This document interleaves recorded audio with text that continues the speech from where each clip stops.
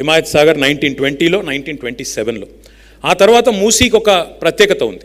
మూసీ ఈరోజు ఎట్లా ఉంటుందంటే మనకు మూసీ వెస్ట్ నుంచి ఈస్ట్కి ప్రవహిస్తుంది కిందికి, సో పశ్చిమం నుంచి తూర్పు వైపు ప్రవహిస్తుంది. మనకి మూసీ ఎంత ఫాస్ట్గా జాలువారుతుంది కిందికి అంటే వెస్ట్లో ఉన్న మంచిరేవుల దగ్గర తీసుకుంటే, ఎందుకంటే అక్కడే ఓఆర్ఆర్ ఉంది, ఓఆర్ఆర్ వెస్ట్ అంటాం దాన్ని, ఆ పాయింట్ నుంచి ఈస్ట్లో ఉండే ఓఆర్ఆర్ దాకా తీసుకుంటే, తూర్పున ఉన్న ఓఆర్ఆర్ దాకా తీసుకుంటే సరిగ్గా 57.5 కిలోమీటర్లు ఉంటుంది. ఆ 57.5 కిలోమీటర్లలోనే మూసీ దాదాపు 84 మీటర్లు కిందికి ఫాస్ట్గా డ్రాప్ ఉంటుంది. అంటే దాదాపు కిలోమీటర్కి 1.5 మీటర్ల డ్రాప్ మూసీ నదిలో మీకు ఉంటుంది. దీనివల్ల ఇది మనకు ప్రకృతి ప్రసాదించిన ఒక వరంగా చెప్పొచ్చు. ఎందుకంటే మీకు ఎక్కడ వర్షపు చుక్క నీరు కురిసిన పైన వెంటనే కిందికి కృష్ణానదిలోకి పోయేదానికి, తద్వారా కిందికి సముద్రం పోయేదానికి, వేగంగా కిందికి జాలు వారుకుంటూ పోయేదానికి ఒక న్యాచురల్ కాంటూరు, న్యాచురల్ టోపోగ్రఫీ అనేది మనకు ప్రకృతి భగవంతుడు ప్రసాదించిన ఒక వరం.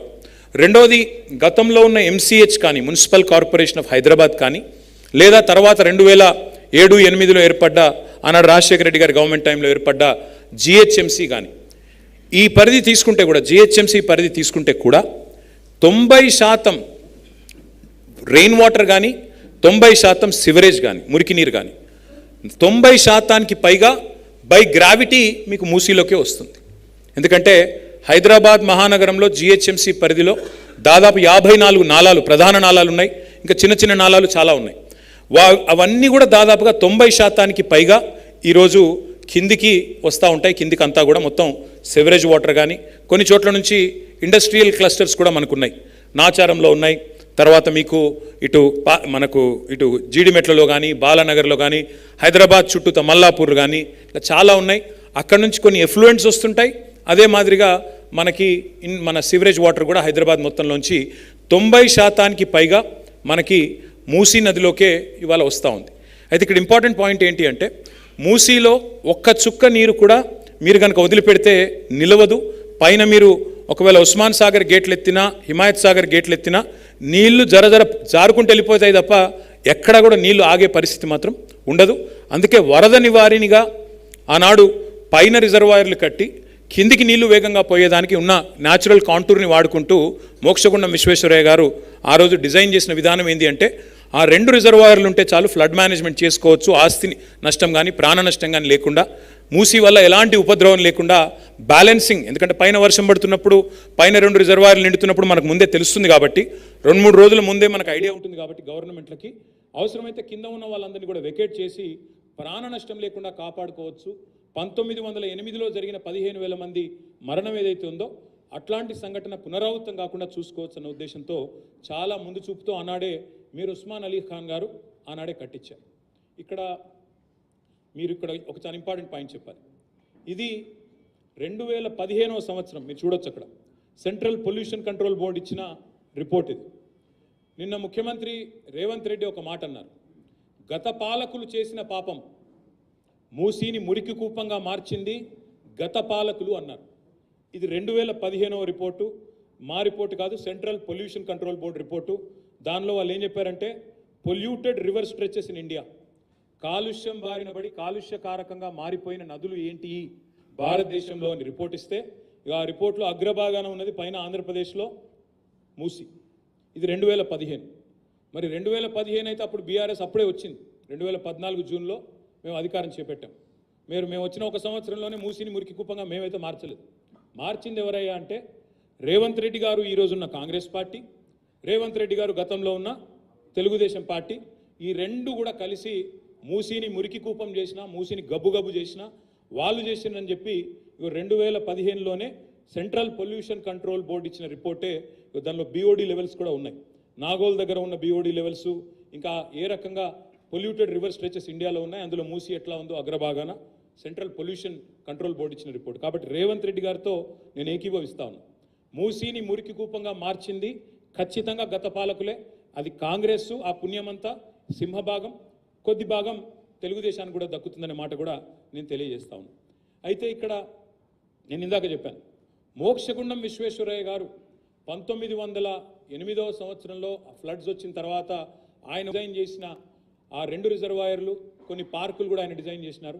అవి తప్ప మళ్ళీ కేసీఆర్ గవర్నమెంట్ వచ్చేదాకా ఏ ప్రభుత్వం కూడా పెద్ద ఎఫర్ట్స్ అయితే పెట్టలేదు.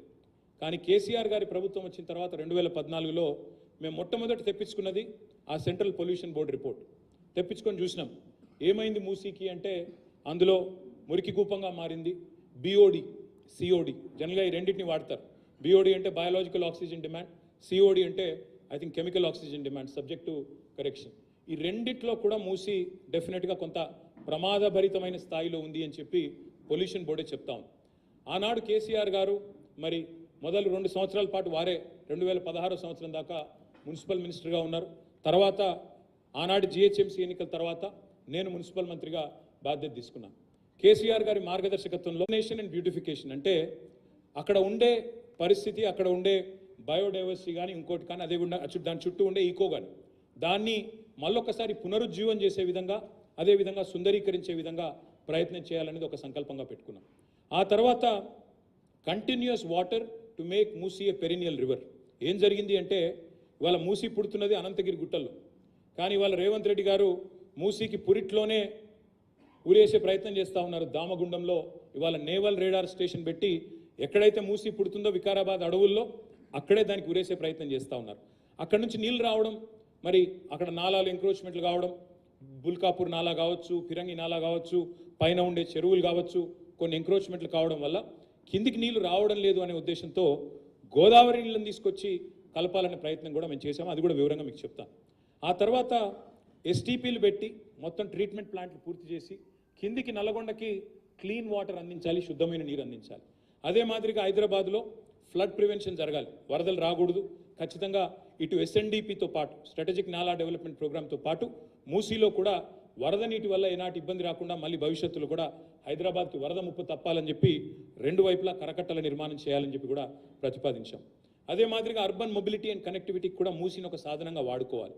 అంటే east to west, west to east ఒక ఎక్స్ప్రెస్ వే నిర్మాణం చేసి అది 2 వైపులా ఎక్కడ కుదిరితే అక్కడ 2 వైపులా మనకి అప్ అండ్ డౌన్ ర్యాంప్స్ పెట్టి వెస్టర్న్ పార్ట్ ఆఫ్ ఓఆర్ఆర్ నుంచి ఈస్టర్న్ పార్ట్ ఆఫ్ ఓఆర్ఆర్ దాకా ఒక 10,000 కోట్ల రూపాయలతో ఎక్స్ప్రెస్ వే కట్టి మనకు మొత్తం తిరిగిపోయే అవసరం లేకుండా, ఉదాహరణకి ఇమ్లీబన్లో ఒక బస్సు బయలుదేరింది అనుకోండి, మహబూబ్ నగర్ పోయే బస్సో లేకపోతే అలంపూర్ పోయే బస్సో ఇమ్లీబన్లో బయలుదేరితే మొత్తం ఓల్డ్ సిటీ గుండా పోయే అవసరం లేకుండా ఇమ్లీబన్ నుంచి నేరుగా ఆ ఎక్స్ప్రెస్ వే ఎక్కేస్తే ఓఆర్ఆర్ నుంచి స్ట్రైట్గా బయటికి పోతే అప్పుడు అర్బన్ మొబిలిటీలో కూడా డీకంజెషన్ అవుతుంది, ట్రాఫిక్ తగ్గుతుంది, సిటీ ట్రాఫిక్ తగ్గుతుంది, నేరుగా బయటికి వెళ్ళిపోవచ్చు, కనెక్టివిటీ కూడా ఇంప్రూవ్ చేయొచ్చు అనే ఒక ఆలోచన కూడా చేశాం.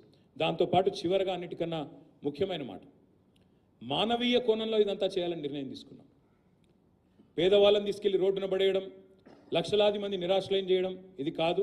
ఒక మానవీయ కోణంలో పద్ధతిగా మనం వారిని ఇబ్బంది పెట్టకుండా చేయాలనే ఆలోచన కూడా చేశాం. మొత్తం కలిపినట్టయితే ఆనాడు మేము ప్రతిపాదించిన బడ్జెట్ ఎంత అంటే ఈ ప్రాజెక్ట్కి కేవలం 16,634 కోట్లు. This is the key point. 57.5 కిలోమీటర్లలో 10,000 కోట్లతో ఎక్స్ప్రెస్ వే కట్టి 3,866 కోట్లతో ఒక ఎస్టీపీలు పూర్తి చేసి తర్వాత మిగిలిన డబ్బులతో ఈ బ్యూటిఫికేషన్, ఈ మిగతా కార్యక్రమాలన్నీ కూడా చేయాలని మేము నిర్ణయం తీసుకున్నాం. ఇది ఆనాటి ప్రతిపాదన. మరి తర్వాత ఈ గవర్నమెంట్ ఏం చేస్తోంది, ఎందుకు చేస్తోంది, ఎందుకు 16,634 ఇవాళ 1,50,000 అయింది, అవన్నీ కూడా నేను మళ్ళీ చెప్తాను. 2017లో 2017లో మనం ఈ ప్రాజెక్ట్ ఈ 6 ఉద్దేశాలతో Musi river front development corporation పేరిట ఒక కార్పొరేషన్ని ఏర్పాటు చేసుకున్నాం. తర్వాత దానికి మా ఎల్బీ నగర్ ఎమ్మెల్యే గారు సుధీర్ రెడ్డి గారు చైర్మన్గా కూడా వ్యవహారం చేశారు.